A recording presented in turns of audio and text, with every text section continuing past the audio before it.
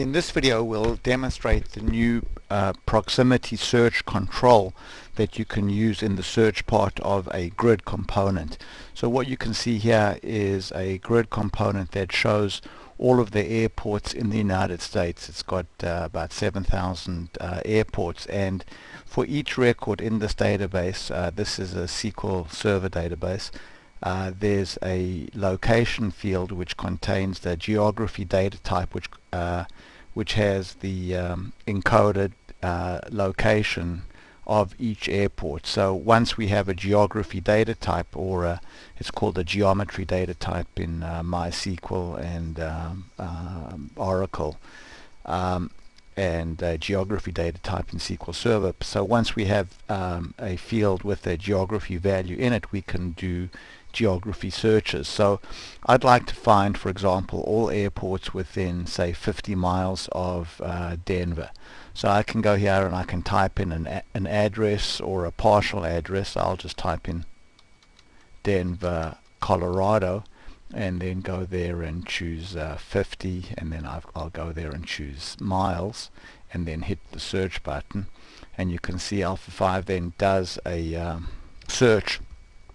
And what happened on the server is this value here got geocoded, so we converted this address, or partial address, into a longitude and latitude value by making a call to Google Maps, and then we used portable SQL in Alpha 5 in Alpha DIO to construct a where clause. You can see here's our where clause over there that is looking for all records within 50 miles. So this is miles converted into meters over there of this particular longitude and latitude value. So you can see we automatically do the geocoding on the server. So if I go now and type in an exact address, say like Alpha's address, Blanchard Road,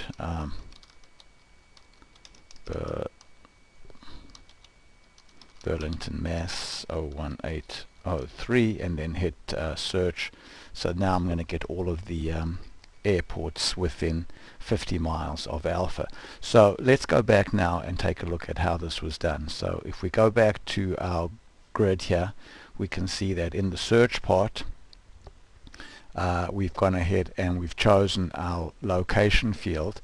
So the location field, as mentioned earlier, is where the encoded geography data type is stored, and then I've set the control type for this field to be a proximity search. I could have chosen a map, and we'll look at what happens when you choose a map a little later on, but right now I'm going to select a proximity search and then bring up the builder. So let's look at what the builder offers. So I can specify the prompt for the address field. I can specify an inline style. I can specify a bubble help. Then I have the radius prompt where the text says radius, and I can basically provide a bunch of predefined choices if I choose a control type of radius, but I can also choose a control type of text box, in which case the user will just type in the radius number just as a number, but I'm going to choose drop down box, and that'll give me basically my available choices. And then for units, I can again specify default units and choices for units. And if I want to have more control over the layout of the control, I can say freeform layout, and then I can bring up a freeform builder and then use these placeholders for the address prompt, radius prompt, units prompt, etc. So let's pause now and then contrast this proximity search with using the map control.